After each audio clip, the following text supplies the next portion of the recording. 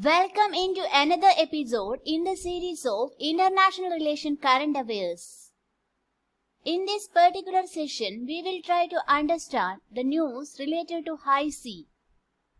To ensure the conservation of species and their environment, a new United Nations Treaty on the Sustainable Use and Protection of the High Seas has been finally drafted in New York.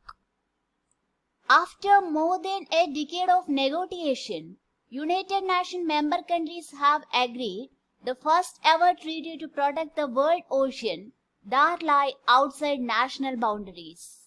A treaty has been finally drafted by United Nations on the sustainable use and protection of high seas. That means world ocean that lie outside the national boundaries. So what is high sea? What is high sea? That also means international waters. So what is high sea or international waters? The United Nations define high seas, the part of the sea that do not include the internal water of a state or country. The part of sea that do not include the internal water of a state. The high seas are areas situated beyond 200 nautical miles from the coastal countries' exclusive economic zones.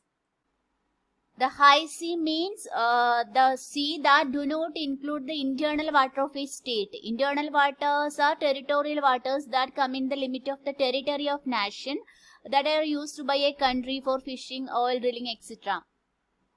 But high seas are transboundary or international waters. No country shall possess sovereignty over the high seas. Two-thirds of the world oceans are currently considered international waters. International waters do not belong to any state jurisdiction. All countries have a right to fish, ship and do research there. Only about 1% of these waters known as high seas have been protected. This leaves the marine life living in the vast majority of the high seas at a risk of exploitation from threats including climate change, overfishing and shipping traffic. In the world, two-thirds of the world ocean, part of two-thirds of the world oceans are considered as international waters, and these international waters do not belong to any state jurisdiction, and in these international waters all countries have the right to fish, ship and do research.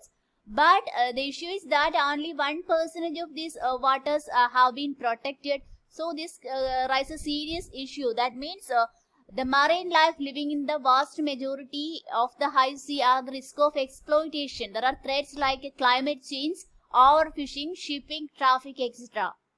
Sharks, whale and abalone species, that means a type of jellyfish, have come under particular pressure because of their high value as seafood and for drugs.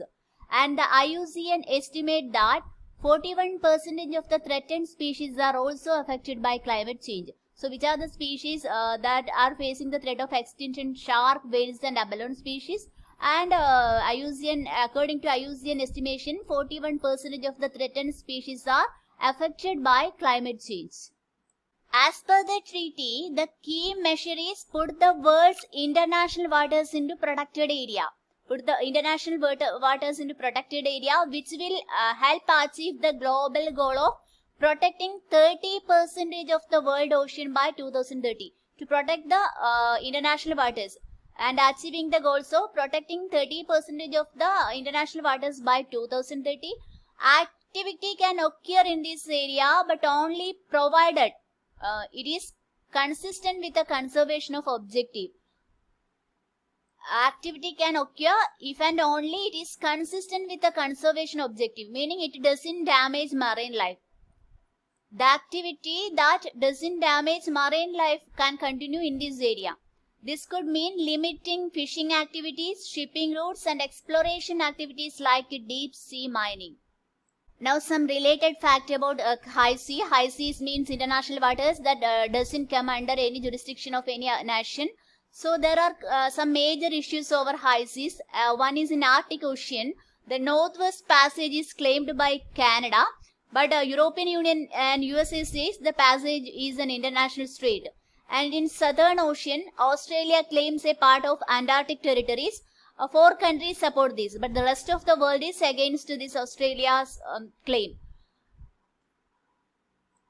Okinotorishima is a coral reef, 2 rocks enlarged with tetrapod cement structures. It is administered by Japan. Japan claims this island. Other neighboring countries oppose this.